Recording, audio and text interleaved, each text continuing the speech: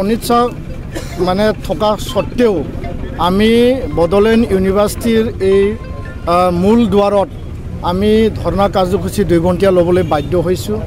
এই কাৰণে বাধ্য হৈছোঁ, ভিচি ডাঙৰীয়া আমাক বাধ্য কৰাইছে।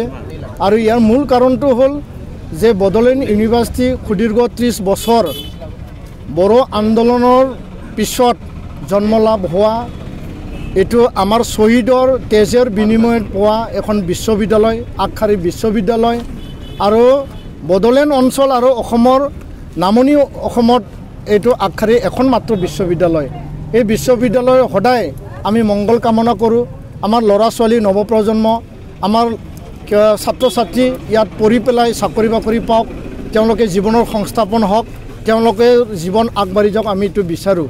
কিন্তু আজি এই ইউনিভাৰ্চিটিখনত কিছু যি অৰাজকতা, ডিক্টেটৰিয়েল আৰু ইউনিলেটাৰৰ যি ডিচিশ্যন ভিচি প্ৰফেচৰ লাড্ডু সিং ডাঙৰীয়াৰ, সেই ইয়াৰ ওপৰত আমি আজি বিৰোধিতা কৰি পেলাই এই আন্দোলন লৈছোঁ। আমি সুদীৰ্ঘ 1 বছৰৰ আগতে আমি দাবী জনাই আহিছোঁ, ইয়াত পাৰ্মানেণ্ট ৰেজিষ্টাৰ এপইণ্টমেণ্ট দিব লাগে। আজি আপোনালোকে ইয়াত চাওক, ভিচি ডাঙৰীয়া আমাৰ এই অঞ্চলৰ নহয়, আমাৰ মানুহ নহয়। আজি ৰেজিষ্টাৰ আমাৰ মানুহ নহয়, আমাৰ অসমৰ নহয়, আমাৰ বড়োলেণ্ডৰ নহয়। আজি ৰেক্টৰ ডাঙৰীয়া আমাৰ বড়োলেণ্ডৰ নহয়, অসমৰ নহয়। আৰু এই বড়োলেণ্ড বিশ্ববিদ্যালয় তেজৰ শহীদৰ বিনিময়ত জন্ম লাভ হোৱাৰ পিছত আজি আগশাৰী যিবিলাক ইয়াত মানে প্ৰশাসনিক বিষয়াবিলাক আছে, সকলো বাহিৰৰ, তেওঁলোকে আমাৰ আৱেগ অনুভূতি, আমাক চেণ্টিমেণ্ট বুজি নাপায়। তো আমি কৈছোঁ যে ইউনিভাৰ্চিটিখন যদি আমাৰ অঞ্চলৰ স্বাৰ্থত, আমাৰ ল'ৰা ছোৱালীৰ স্বাৰ্থত, আমাৰ জাতীয় জীৱনৰ স্বাৰ্থত যদি কাম কৰিব লাগে, তেতিয়াহ'লে আমাৰ মানুহ থকাটো ইয়াত উচিত। আৰু ইয়াৰ কাৰণে আমি কৈ আহিছোঁ যে ইউনিভাৰ্চিটিখনৰ মেজৰ ডিচিশ্যন লোৱা আগতে ইয়াত পাৰ্মানেণ্ট ৰেজিষ্টাৰ এপইণ্টমেণ্ট দিব লাগে। আমি দাবী জনাই আহিছোঁ।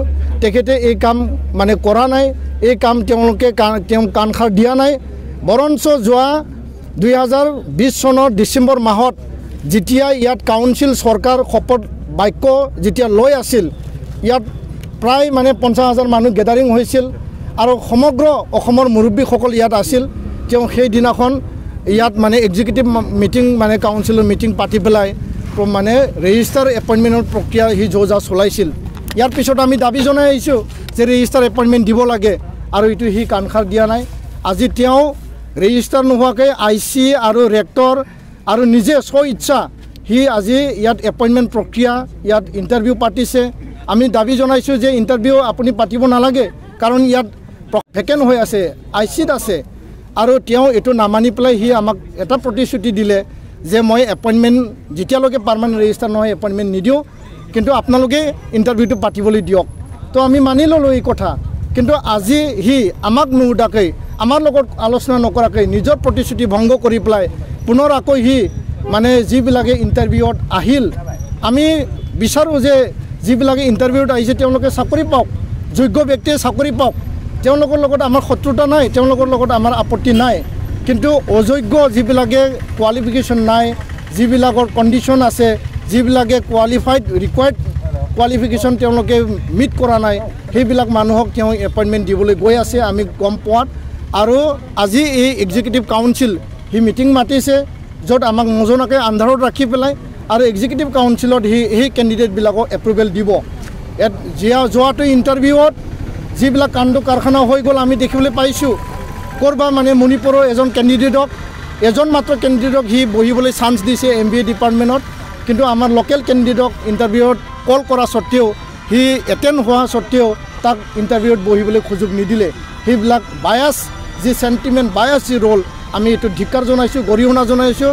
আৰু ইয়াৰ কাৰণে আমি আজি দাবী জনাইছোঁ যে ইউনিভাৰ্চিটিখনত যি এটা ডিক্টেটৰ ইউনিলেটাৰেল যি প্ৰশাসন চলি আছে, তাৰ কাৰণে ইয়াত ফাইনেন্স অফিচাৰো মানে আমাৰ স্থানীয় মানুহ নহয়, নিজৰ ইচ্ছামতে ফাইনেন্স অফিচাৰ সি কোনোবা মণিপুৰী মানুহক সোমাই লৈছে। যোগ্য ব্যক্তিয়ে পাওক, আমাৰ আপত্তি নাই, কিন্তু আমাৰ চেণ্টিমেণ্ট ক'ত, আমাৰ স্পেচ ক'ত, আমাৰ পাৰ্টিচিপেশ্যন ক'ত? যিখন ইউনিভাৰ্চিটি আমাৰ তেজৰ বিনিময়ত আমি পাইছোঁ, সেই ইউনিভাৰ্চিটিত যদি আমাৰ স্থান নাই, তো সেই ইউনিভাৰ্চিটিত মুৰব্বীসকল আমাক নালাগে।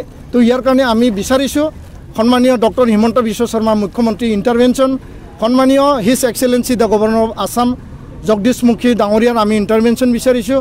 আৰু এই অকৰ্মণ্য যি ডিক্টেটৰশ্বিপ, যি ভাইচ চেঞ্চেলৰ, তাক অপসাৰণ কৰিব লাগে, এক্সপালশ্যন কৰিব লাগে, তাক ৰিমুভেল কৰিব লাগে। আৰু নতুন ভাল এজন ব্যক্তি, আমাৰ স্থানীয় ব্যক্তি ইয়াত ভাইচ চেঞ্চেলৰ হিচাপে নিয়োগ কৰিব লাগে, অসমৰ মানুহ, বড়োলেণ্ডৰ মানুহ নিয়োগ কৰিব লাগে। আৰু ইমিডিয়েট এজন ভাল ৰেজিষ্ট্ৰাৰ আমাক ইয়াত লাগে, যাৰ দ্বাৰা আমাৰ নৱপ্ৰজন্ম, আমাৰ ছাত্ৰ ছাত্ৰী, আমাৰ জাতীয় জীৱন আৰু এই অঞ্চলৰ যিখিনি শিক্ষাৰ উন্নত যি মান গঢ়িব লাগে এই বিশ্ববিদ্যালয়ৰ যোগেদি আমি বিচাৰিছোঁ। আৰু বহুখিনি ইয়াত তথ্য আছে, কেলেংকাৰী আছে। যোৱাকালি আমাৰ কোকৰাঝাৰ জিলা এপছুৰ সম্পাদকৰ তাত পুলিচৰ ফোন আহিছে, আমাৰ সাধাৰণ সম্পাদক ফণীন বসুমতাৰী তাত পুলিচৰ ফোন আহিছে, আমাৰ এডুকেশ্যন ছেক্ৰেটাৰী তাত পুলিচৰ ফোন আহিছে। পুলিচৰ ফোন কিয় আহিছে আমি বুজিব পৰা নাই। ইয়াত না মানুহ মৰিছে, ইয়াত না বম ব্লাষ্ট হৈছে, না ইয়াত কোনোবা ল' এণ্ড অৰ্ডাৰ চিটুৱেশ্যন হৈছে। আজি VC ডাঙৰীয়ায়ে পুলিচক লগাই পেলাই আমাৰ আন্দোলন, আমাৰ দাবী নস্যাৎ কৰিব বিচাৰিছে। আৰু প্ৰশাসনিক মই পুলিচ প্ৰশাসনক মই আহ্বান জনাব বিচাৰিছোঁ, আপোনালোকে এই ছাত্ৰ ছাত্ৰীৰ ভৱিষ্যত, শিক্ষাৰ ভৱিষ্যত, জাতীয় জীৱনৰ ভৱিষ্যতত আপোনালোকে ইয়াত নোসোমায়ে ভাল। কাৰণ ইয়াত কোনো ল' এণ্ড অৰ্ডাৰ হোৱা নাই, মানুহ মৰা নাই, গুলী বাৰুদ, বম বাৰুদ ইয়াতে হোৱা নাই। আমাৰ ন্যায্য দাবী, গণতান্ত্ৰিক দাবী, সংবিধানৰ দেশৰ গণতান্ত্ৰিক অধিকাৰ আমি সাব্যস্ত কৰিছোঁ। আৰু ইউনিভাৰ্চিটি মেটাৰ আপোনালোকে ইউনিভাৰ্চিটিৰ লগত, আমাৰ ছাত্ৰ সংগঠনৰ লগত এৰি দিয়ক। ইয়াত মানে কোনো পুলিচৰ দাদাগিৰি, পুলিচৰ এনেকুৱা আহ্বান, পুলিচৰ কোনো পুলিচ ৰাজ ইয়াত নচলিব। কাৰণ 1-2 লাখ মানুহ লৈ পেলাই আমি আন্দোলন কৰিলোঁ, ৰাজপথ ঘেৰাও কৰিলোঁ, ৰেলপথ ঘেৰাও কৰিলোঁ, তাৰপিছতো আমি পুলিচৰ এনেকুৱা শুনিবলৈ পোৱা নাছিলোঁ। আৰু যিজন DSP বিষয়ে আমাক ফোন কৰিছে, আমি তেওঁক আহ্বান জনাইছোঁ ভৱিষ্যতত যাতে এনেকুৱা মানে শৈক্ষিক পৰিৱেশ, জাতীয় জীৱন, চেণ্টিমেণ্ট, আৱেগ অনুভূতিক লৈ আপোনালোকে ইয়াত মানে অন্তৰ্ভুক্ত নোহোৱাটোৱেই ভাল। আৰু যিকোনো ল' এণ্ড অৰ্ডাৰ চিটুৱেশ্যনক লৈ আপোনালোকে আলোচনা কৰক, শান্তিৰ বাবে আলোচনা কৰক। আৰু গণতান্ত্ৰিক ইয়াত অহিংস যি মানে এটা মানে ইয়াত মানে বাতাবৰণ আনিব লাগে, তাৰ কাৰণে আপোনালোকে আলোচনা কৰক। তো ইয়াৰ কাৰণে ইয়াত যিখিনি খেলি মেলি হৈ আছে, আমি ইয়াত হাই লেভেল ইনকুৱাৰী বিচাৰিছোঁ।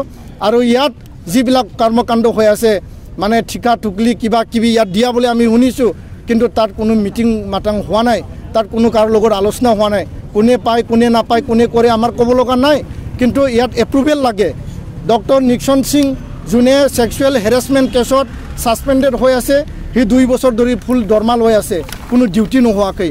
এইবিলাক যিবিলাক মানে ইনক্ৰিমেণ্ট, প্ৰমোশ্যন দিব লাগে, যোৱাবাৰ মানে পৰীক্ষাত তেওঁলোকে মানে ৰিজাল্ট সময়মতে দিব পৰা নাই, মাৰ্কশ্বিট দিব পৰা নাই, গ্ৰেড শ্বীট দিব পৰা নাই।